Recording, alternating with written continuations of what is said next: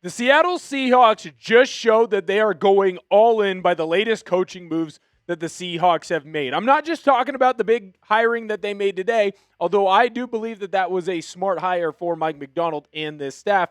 But I believe that what Mike Macdonald and John Schneider are building in this coaching staff isn't just a coaching staff that's going to rely on the successes of this last year. This is a coaching staff that can help create a dynasty-type run in Seattle, because we know all too well what it's like to see the Seahawks have a team that could be a dynasty, but then really not live up to that. How do they become a dynasty? That's what we're discussing in today's video.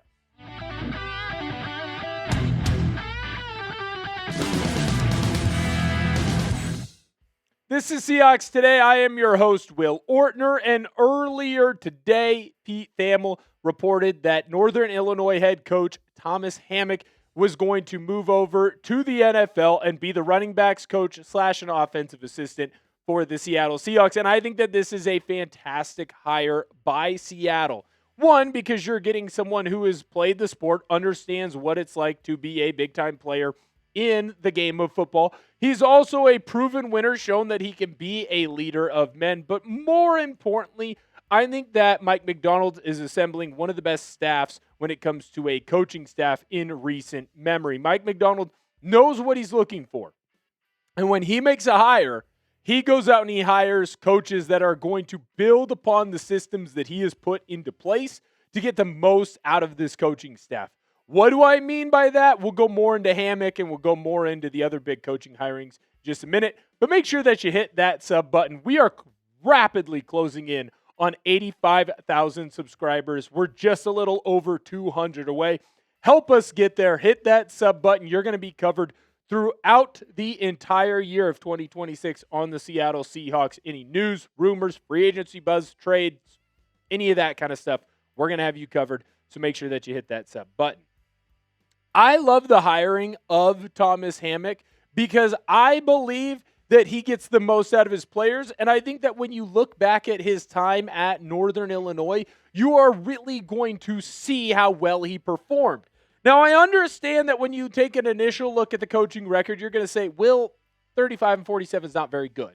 But what I think is most important is look at the 2021 season and look at the 2024 season. 2021, Northern Illinois goes on, and they're one of the top teams in the MAC, end up winning the MAC conference. He ends up being the coach of the year. More importantly, look at 2024, because in that year, that Northern Illinois team took on a Notre Dame team that ended up going into the college football playoff and ended up being one of the best teams in the country, and they beat them. They beat them on the road. So this is a guy who, despite his record, which we have to remember, is a MAC team most of the time. They're playing big Power 4 schools, so they're obviously going to lose a little bit more than most.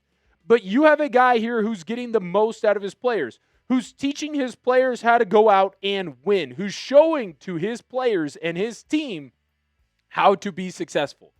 That is the type of guy that the Seahawks are bringing in. Plus, you can throw in the background that he was already with Macdonald when they were both in Baltimore. They are both from the Harbaugh coaching tree, which just breeds success. I would say that most of the guys who have coached under one of the Harbaughs have turned into being a very good coach. It just feels like it's a fantastic hire. To me, this shows the Seahawks are going all in. And they've been going all in throughout the entire offseason with all of the different moves that they have been making. Frankly, it's been very impressive to me, everything that they are doing. Now, we're going to dive into the latest coaching moves and coaching hirings in just a minute and why those all-in types of moves are going to help push this Seahawks team to winning Super Bowl LXI. But before I do that, I need to let you know about our good friends over at Marsman. Nobody tells you about this stuff. One day you're absolutely crushing it, and then the next day everything feels twice as hard. After V-Day, I just couldn't look at myself in the mirror anymore, and I needed to treat it like a reset. I wanted to feel energized again, not worn down. So I'm keeping it simple and doing something natural that supports my body where it needs it. That's why I'm taking Marsmen. It helps your body unlock usable testosterone so you can feel like yourself again.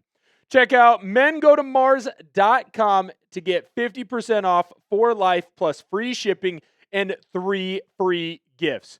Stronger physical performance in the gym plus recovery. What is not to love?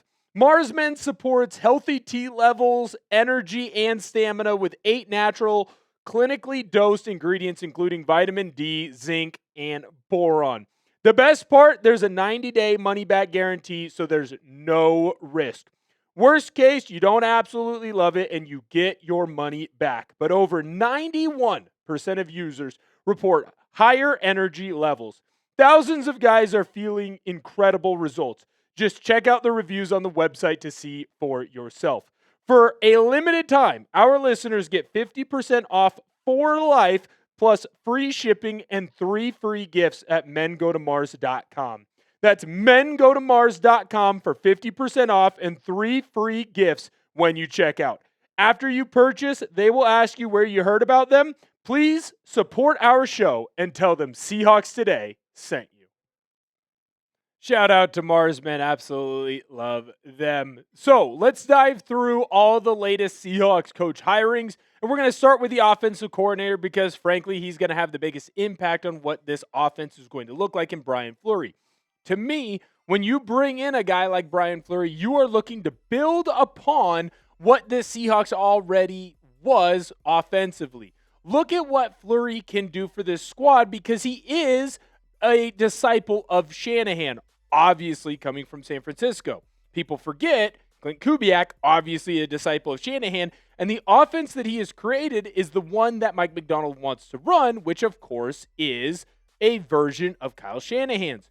I believe that Fleury can make this offense pop because, well, we have already seen how well a team can perform in this Shanahan offense in Seattle. I think the more important thing that we're not talking about here with Fleury is how well he designed the run game. Let's look at Christian McCaffrey's season last year in San Francisco. And I know that there's going to be a lot of people that say, well, 1,200 yards, that's not that good for CMC. His average is lower. His yards per game isn't great. I'm going to tell you right now that that's an impressive year from Christian McCaffrey due to all the injuries that San Francisco had. The offensive line wasn't nearly as good. The quarterback position was constantly in flux, so defenses were honing in on him. Tight end was hurt. There were all types of injuries, yet CMC still had one of the more impressive years of his career. To me, this has to excite a player like Kenneth Walker. This would be a reason why Kenneth Walker would be more likely to return to Seattle because he doesn't have to change any of the verbiage. He knows that his offensive coordinator is going to be someone who's just continuing on the success and this type of scheme and play style that he already had a lot of success with last season. But more importantly, to me, you're hearing from basically everyone that's had a conversation with Brian Fleury how locked in he is when it comes to the details of the game. So the Seahawks are only going to get more detail-oriented, which is only going to lead to more success for the crew, which I do believe is a reason why Kenneth Walker would be more likely to come back to Seattle, signifying, again, Seattle going all in and running it back. What are your thoughts on the new offensive coordinator that's going to be coaching for the Seattle Seahawks? Let me know down below in the comment section. I know a lot of people were worried early on. Hopefully, there's a lot more people like me that are getting pretty darn excited for Fleury. Next coach that we have to talk about, of course, is the most recent hire, and that's Thomas Hammock, the running back coach for the Seattle Seahawks. To me, when I look at a coach like Hammock, I see a leader of men.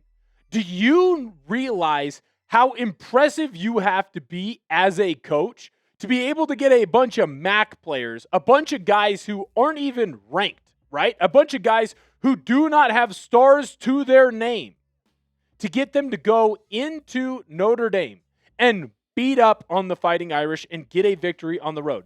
That doesn't happen. So you're also getting a guy in Hammock that is a great leader of men that also clearly knows how to coach running backs because running backs have had success underneath him, right? He did a great job in Baltimore. He did a great job at Northern Illinois. To me, the number one signing, because I've already mentioned him when it comes to the OC search, is getting Kenneth Walker to come back to Seattle. Right now, with the Charbonnet injury, Kenneth Walker has never been more valuable.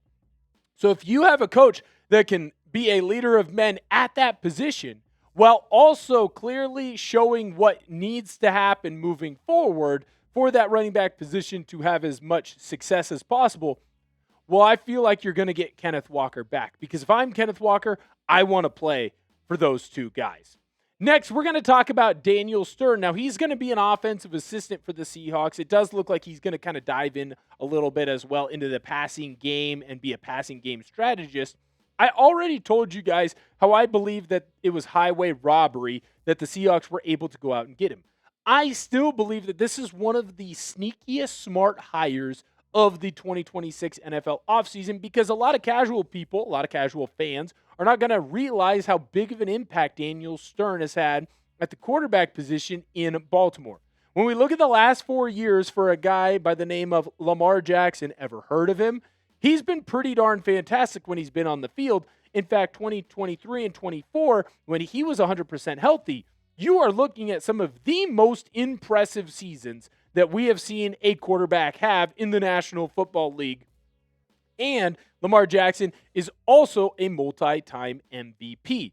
I think the thing that's going to stand out to me the most is when you look at the interception numbers. Look at how low they are for Lamar Jackson every year, but specifically in 24 and 23, two of his better years. Now, I understand that Daniel Stern is not the sole reason why Lamar Jackson was great. In fact, Lamar Jackson has a big reason to why he was so good those years. But to get a guy like Daniel Stern in to the organization in Seattle, he is going to be able to help push along the growth of Sam Darnold. Because I think it's fair for a lot of us to say that as good as Sam Darnold was this year, there are plenty of instances and opportunities that it does feel like Sam Darnold can continue to improve upon. I think that Daniel Stern, with the way that a lot of people are talking about him and the success that he had in Baltimore, there's a lot of people that are realizing that he played a bigger role behind the scenes than we may have previously thought. When you look at a guy like Sam Darnold, his interception number and his fumble numbers are too high.